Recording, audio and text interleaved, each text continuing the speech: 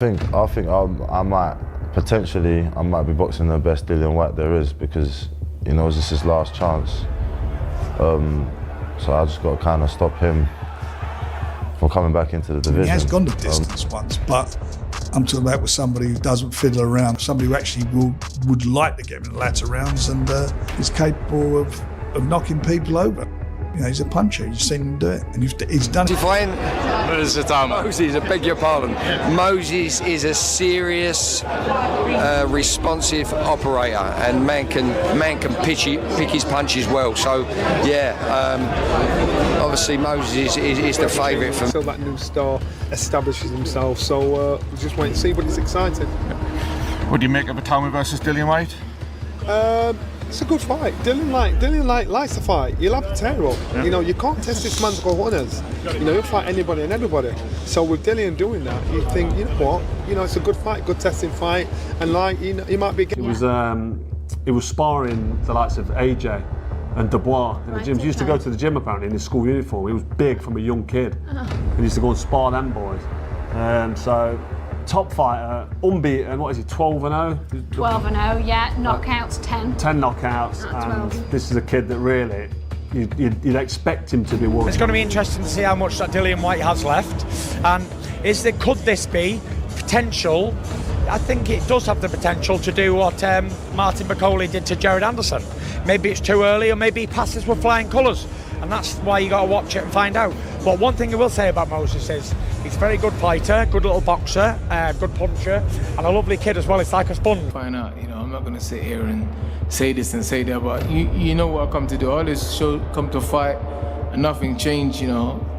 I always try and find a way to get a victory, and I always try and give my all in the ring, and that's of Moses Itauma. Changed.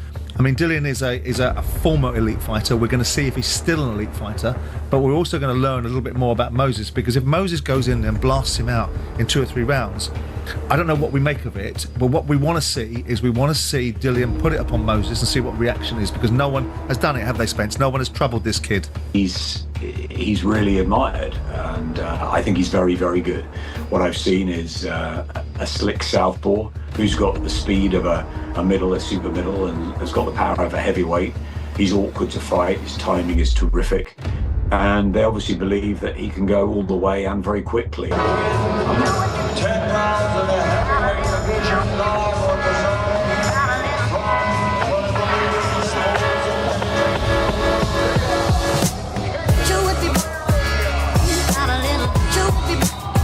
He's a fabulous young talent. He's got speed, he's got power, he's tough, he's game. He ticks all the boxes so far. So let's see. Again, he's young. You know, he's not really been tested because what he's doing to these opponents.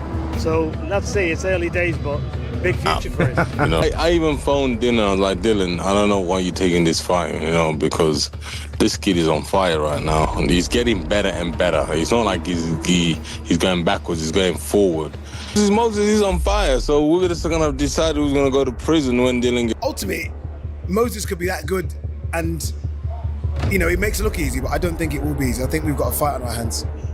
I don't know Moses personally. I've spoken to him a few times, but I think he's definitely a man for the occasion.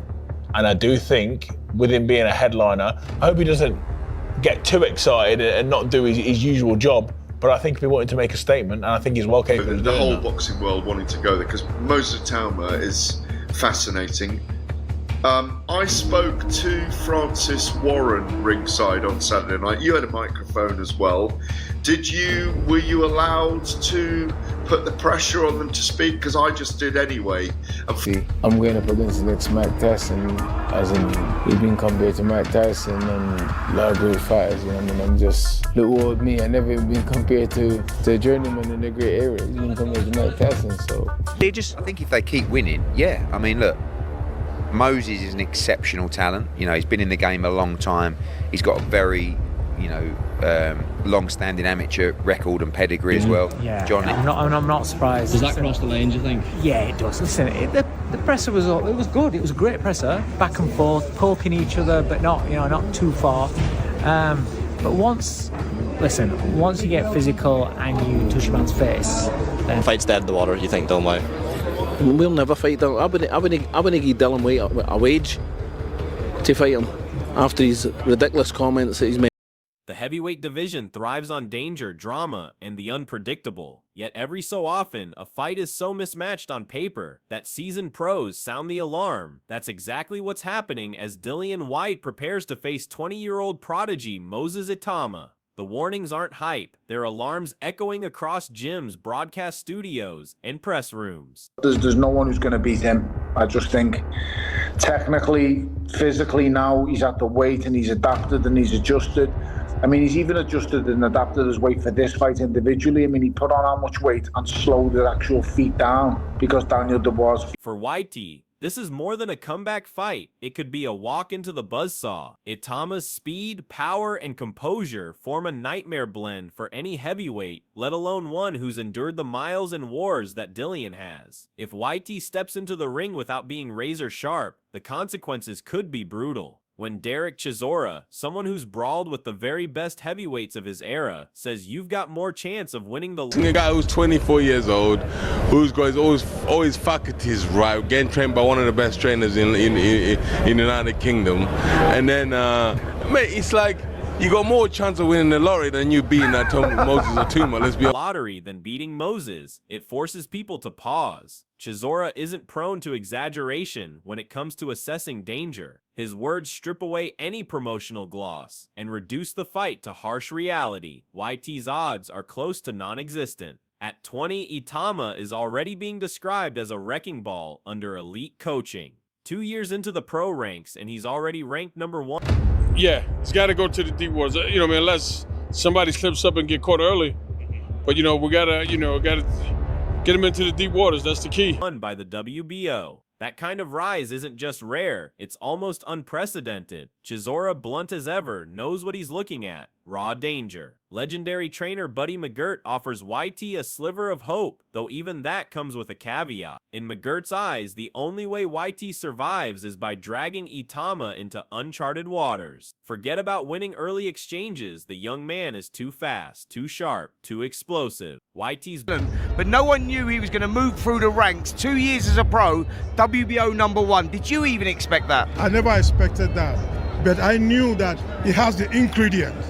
He has the material as a typical Nigerian. Best chance is to push the fight into the later rounds, force Itauma to prove his stamina, and see if cracks appear under prolonged pressure. But there's a problem. Itauma's discipline and gas tank have already impressed those closest to him. He doesn't look like a prospect who fades. He looks like one who thrives when tested. For McGirt, that's the irony. Deep waters might not drown Itauma. They might be exactly where he comes alive. The story grows richer when you factor in Itauma's father's perspective. He's not a promoter hyping a paycheck. He's a parent who has seen the sacrifices, the grind, and the hunger firsthand. It could be a quick night for Moses Itauma, or it could be a banana skin where he's in for a war and he could get dragged into deep water. Either way, it's good for Itauma because we're going to see what he's all about, you know, or is he going to have another quick night? We have to see.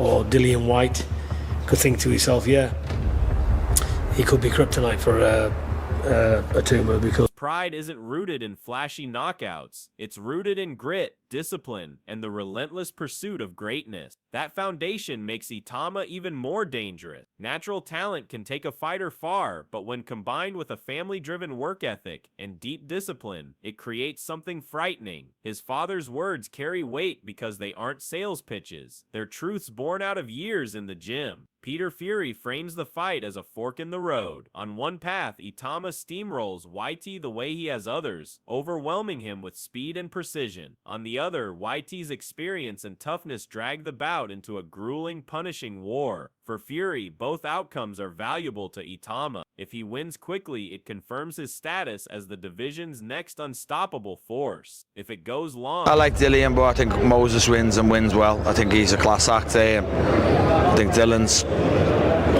best days are probably behind him. And I think he's a special talent, Moses, so, you know, I think Moses wins. At forces him to answer questions about his chin, resilience, and adaptability under duress. Either way, Itauma leaves the ring more complete. The real intrigue is whether Whyte can be kryptonite, not by overpowering Itauma, but by dragging him into scenarios he's never faced. That unknown keeps a flicker of suspense alive. Former champion Liam Smith is far less diplomatic. His verdict is brutal. Whyte's best days are gone, and Itauma is only just beginning. It's not disrespect, it's an observation grounded in years of watching fighters age overnight. Smith praises Itauma as a class act, both in skills and in composure. Great team around him, honestly, and you're only as good as your team, but I think he's got a really good team around him. After being in the ring with him and studying him, still studying him now, I think that he's the one to edge it. His timing, shot selection, and patience are far beyond his years. Whyte, meanwhile, carries the scars of wars, both physical and mental. That's a dangerous mismatch when the opponent across from you is young, fresh, and fighting every bout as if it's a world title eliminator. To Smith, this isn't just a fight, it's a passing of the torch. Whether Whyte accepts it or not, the new era is arriving. When Anthony Joshua calls someone phenomenal, you listen. AJ has shared the ring with world-class opposition and trained alongside the sport's most dangerous fighters. His point about Itauma's team is crucial. Boxing isn't just talent, it's strategy, preparation, and the minds guiding the fighter. Itauma doesn't just have ability, he has a corner that knows. What's quite significant to me is when people, a lot of the time, a lot of the general public, the expectation's almost like it's a 2 or 3 round job for Moses. And my opinion is if there was any other heavyweight in the world boxing Dillian Whyte, they wouldn't say it's a 2 or 3 round job. So I think that just tells you how highly people think. Knows how to mold it. Joshua admits he's still studying Itauma and sparring, which is a telling admission. If AJ, a 2-time unified champion, sees something unique and unpredictable in Itauma, that's a serious endorsement. Joshua even edges the fight in Itauma's favor, suggesting he's witnessed firsthand the sharpness and ring IQ that can dismantle opponents before they realize what's happening. Then Davison cuts to the core. The hype around Itauma isn't manufactured, it's earned. The mere fact that fans and analysts are predicting a 2 or 3 round finish against a seasoned fighter like Whyte is almost unheard of. That kind of prediction. Everything, because he knows it's last chance saloon for him. He needs the victory here. So, look, we find out just how good Moses Itauma is, I think, on the 16th of August when he boxes Dillian Whyte, because I think he wins it and wins it in style. But everyone they put in front of him so far is just dismantled. I think this kid's going to go on and win. Prediction is reserved for mismatches, not for a fight against someone who's been in with the best. That aura, Davison explains, speaks volumes. If Itauma lives up to those early round knockout expectations, his stock doesn't just rise, it skyrockets into genuine superstardom overnight. Few fighters this young have commanded that level of fear and respect before a major test. For analyst Spencer Oliver, this is the litmus test. Itauma has dazzled so far, but Whyte represents something new, a veteran with big fight experience and all the tricks that come with it. Winning is important, Oliver says, but winning in style is what matters here. If Itauma jump, because, Dillian's not an idiot, isn't he? He fancies the fight. This is a big jump for him. He's done everything up to now that's been asked of him, but there's that question mark about what happens if he goes into the later rounds. I mean, he has gone the distance once, but